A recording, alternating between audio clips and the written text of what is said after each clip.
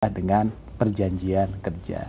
Kalau jadi paruh waktu, bisa nggak jadi penuh waktu? Ya bisa. Yang pasti, ya upaya pemerintah itu sudah optimal sekali, sudah bagus sekali. Kita sudah berkomitmen dengan anggota Komisi 2 untuk menyelesaikan penataan di akhir Desember, tapi karena lewat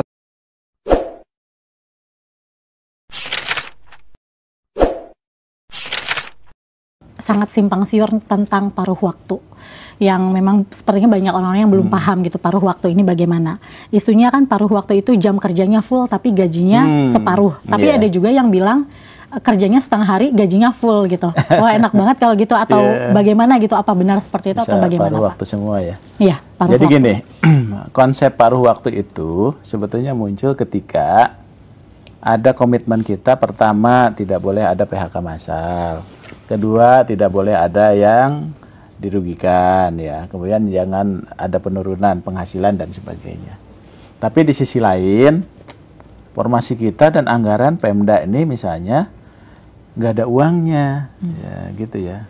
Nah itulah kita harus cari jalan tengah ya. Kita ini bisa saja mencari istilah yang lain. Tapi kalau kita cari istilah yang lain, ya itu akan beda konsepnya. Mereka merasa tidak menjadi ASN. Tapi kalau kita gunakan P3K, maka dia pun tidak akan dapat penghasilan sebagaimana P3K.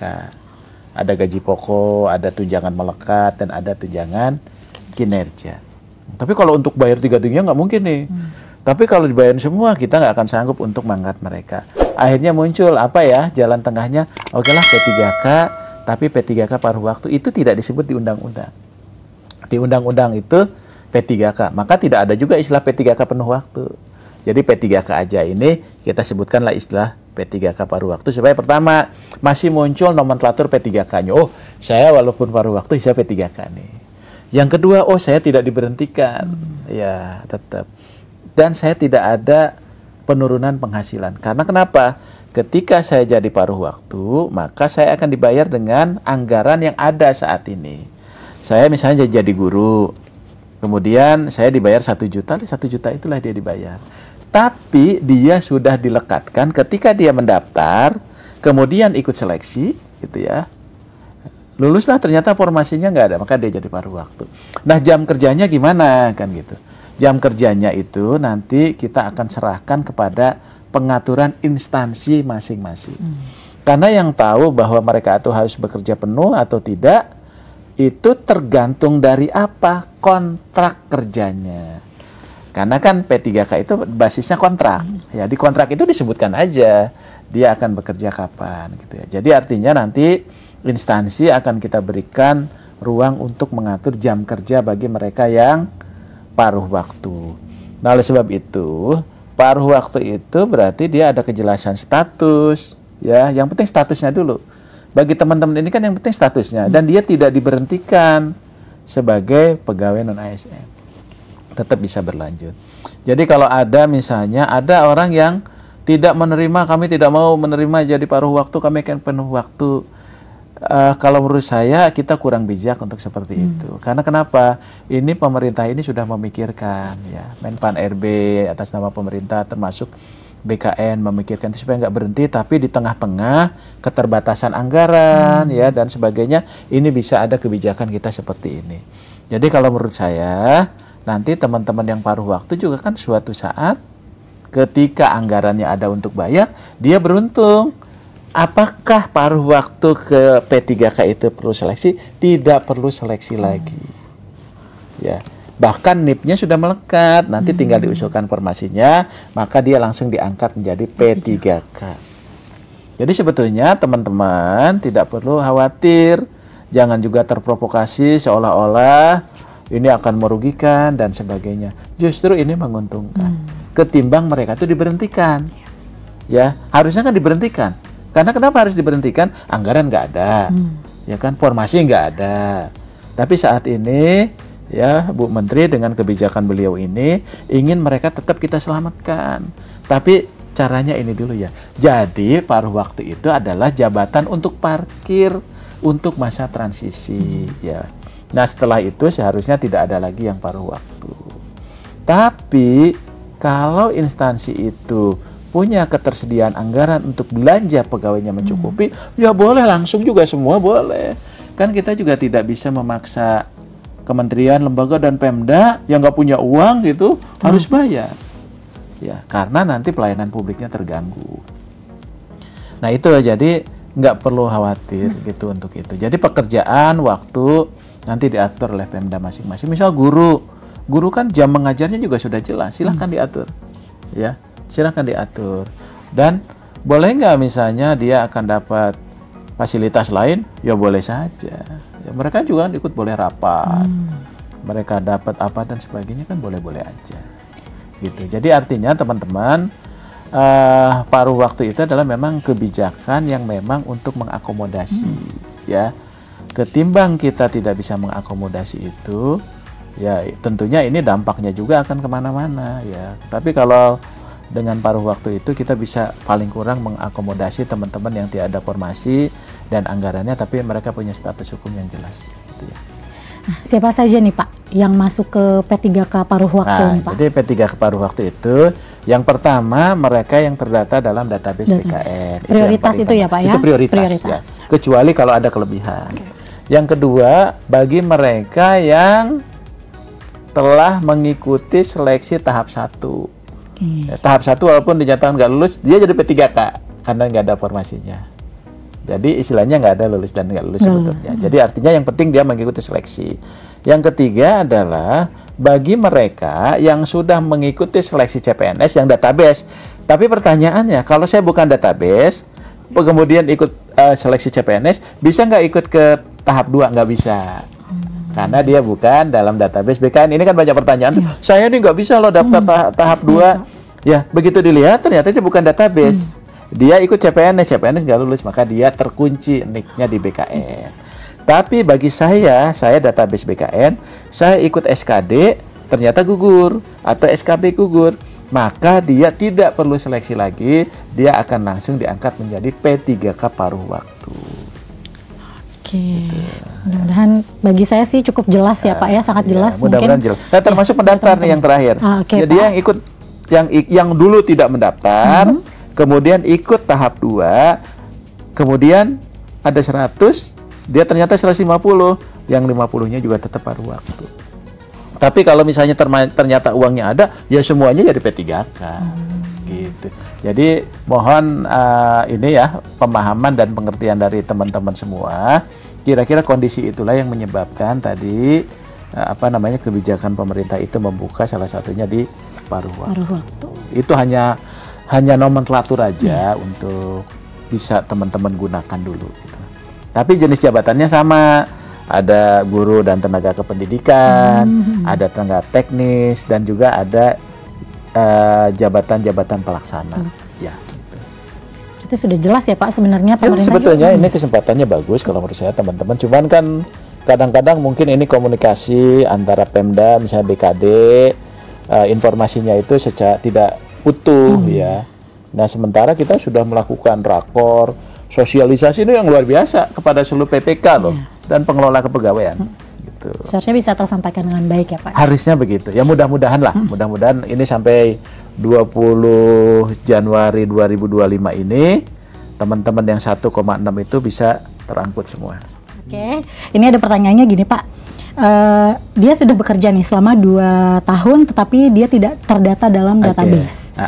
Itu tuh jadi dimaksud masa kerja minimal 2 tahun itu dihitungnya tuh dari kapan? Iya. Gitu? Jadi kalau sebetulnya yang prioritas itu selalu disampaikan Bu Menteri itu database BKN karena itulah yang menjadi komitmen. Tapi juga misalnya kalau ada yang memenuhi syarat ya boleh juga tapi tidak prioritas. Jadi artinya 2 tahunnya dihitung mana ya? Dihitung kalau kembali ke Permen 6 2024 itu ketika saat mendaftar kan gitu ya Pak, saat mendaftar. Tapi ini sebetulnya saya melihat Pak Waka ya yang dominan itu ya memang teman-teman database BKN gitu ya. Jadi mungkin tidak terlalu banyak gitu ya. Dan itu juga tidak melebihi data yang ada dalam database BKN. Betul. Bahkan masih kurang ya Pak, masih di bawah ya data Pak Waka tadi. Masih di bawah itu. Jadi artinya ya memang dihitungnya kalau kita kembali ke Permen 6 itu pengalaman itu sampai dengan pada saat dia mendaftar. dan harus dilakukan secara aktif dan terus-menerus.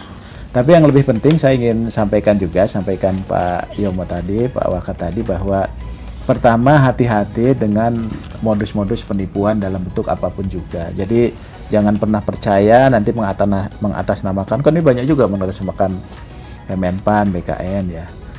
Terus yang kedua yang penting adalah kita kan sudah melewati masa pendaftaran ya, jadi tolong Panselda ya itu juga betul-betul bijak ketika melakukan seleksi administrasi.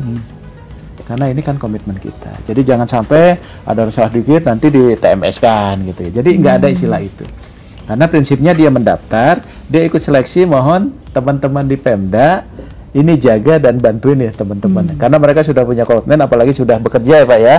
Khususnya bagi mereka yang sudah terdata dalam database BKN. Jadi betul-betul nanti teman-teman ini diberikan ruang, karena inilah kesempatan besar bagi mereka untuk menjadi P3K atau P3K paruh waktu, supaya tetap pelayanan publik kita bisa berjalan, kemudian juga status mereka itu menjadi jelas ya. Tapi tadi kita pun sama-sama baik teman-teman pegawai ASN, baik pemerintah menjaga ini sesuai ketentuan peraturan perundangan ya. Jadi kalau kesempatannya ini sudah cukup luas lah bagi kita ya untuk memberikan ruang.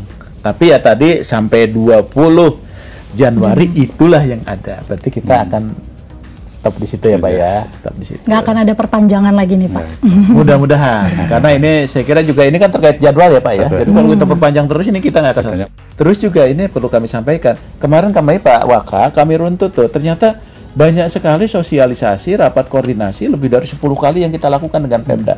Terakhir kami dengan Pak Kepala BKN, dengan beliau juga, dengan Pak Waka, itu dengan seluruh kementerian lembaga, termasuk coaching klinik. Jadi kita ini udah sangat teknis, ada 4-5 kali coaching klinik Pak, dari mulai 2023 ke seluruh Pemda-Pemda, supaya dia mengoptimalkan tenaga non-ASN-nya. Jadi arahan Bu Menteri, coba ini disosialisasikan terus. Dan itu sudah kita lakukan. Dan terakhir, ketika ada Kemenpan 15, 16, termasuk jadi surat Pak Mendagri dengan surat Bu Menpan, itu khusus tuh BKN, ya Pak Kepala, Pak Waka, dengan timnya itu langsung bergerak. Termasuk juga Bu Menteri menyapa juga teman-teman dari Pemda itu supaya memotivasi, ayo lakukan tata kelola ini dengan baik dan memberikan kesempatan yang seluas-luasnya. Gitu. Jadi tentu saya berpesan pertama kepada instansi ya. Mohon kami pemerintah pusat dalam hal ini Kementerian Pan-RB, Kementerian Dalam Negeri, BKN didukung upaya atau niat baik kita untuk mengakomodir mereka yang memenuhi syarat untuk bisa diangkat menjadi P3K maupun PNS ya. Karena luar biasa seleksi tahun 2024 dan 2025 ini hampir tidak berhenti. Tapi ini karena memang diniatkan dengan baik supaya kesempatan yang sama bagi warga negara itu tetap kita junjung tinggi untuk bisa menjadi aparatur sipil negara. Maka laksanakanlah ketentuan-ketentuan sebagaimana diatur di dalam regulasi. Dan kami mohon juga para tenaga non-ASN ya, tentunya ikuti terus informasi-informasi yang resmi dari Kementerian Pan-RB, kemudian dari BKN. Pokoknya jangan mau diiming-imingi ya, yang itu justru malah merugikan mereka-mereka sendiri. Banyak korban yang karena dia ingin cepat bisa diangkat, segala cara dilakukan, mengeluarkan biaya dan sebagainya, itu menjadi tidak bagus. Kalau ada pertanyaan, ada informasi yang ingin diperoleh, silahkan, kita sudah membuka informasi melalui medsos di Kemenpan maupun di BKN ya. Jadi jangan takut untuk nanya, kami akan memberikan informasi dengan sejelas-jelasnya. Itu Mbak Dewi. Iya, terima kasih Pak. Jadi memang kita juga nggak boleh abai ya Pak ya, apalagi di maksudnya saat-saat seperti ini memang kita harus terus mengikuti informasi-informasi yang harus resmi ya Pak ya, harus resmi, jangan mudah percaya juga tadi ya Pak ya. Apabila ada yang mengiming-imingi, oh ini pokoknya pantau terus situs-situs resminya Kemenpan RB dan BKN ya Pak ya. Pertanyaan terakhir Pak, selain tadi kita memang jangan mudah percaya dengan yang diiming-imingi itu ya Pak, Janji-janji. mungkin ya janji-janji palsu itu Pak, mungkin pesan Bapak-Bapak ini untuk instansi pemerintah terkait penataan pegawai non-ASN. Mungkin Pak Yomo dulu, silakan Pak. Terima kasih Mbak Dewi. Jadi sekali lagi saya ingatkan kepada teman-teman di instansi pemerintah maupun pusat, terutama BPK ya, kita membangun komitmen bersama dalam suatu framework yang sama. Mari kita selesaikan penataan tenaga non-ASN ini secepat-cepatnya, sebaik-baiknya, ya seobjektif-objektifnya, sehingga kesempatan mereka untuk menjadi aparatur sipil negara itu segera terwujud. Ini menjadi tanggung jawab moral kita bersama. Itu Mbak Dewi. Mungkin dari Pak Bas sekarang? Ya, jadi mungkin prinsip dasarnya bahwa yuk kita jalankan mandat undang-undang. Ya, undang-undang itu memandatkan bahwa kita selesaikan. Basis dari penyelesaian itu adalah database BKN.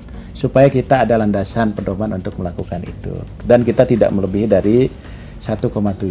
Nah, oleh sebab itu, ini kan sudah optimal sampai 20 Januari 2025 ya.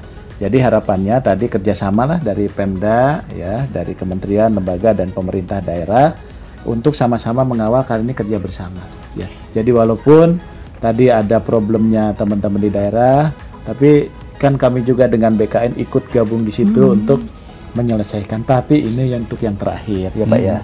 Jadi setelah ini mungkin jangan ada lagi. Dan yang terakhir bagi teman-teman pegawai non-ASN, yuk ikuti aja prosedur saat ini. Jadi nggak perlu khawatir. Yang penting teman-teman mendaftar ya, mendaftar kemudian ikut seleksi.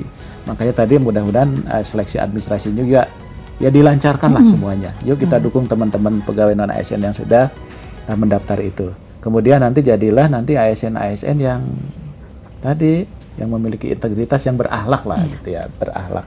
Nah, termasuk nanti ada tugas Pak.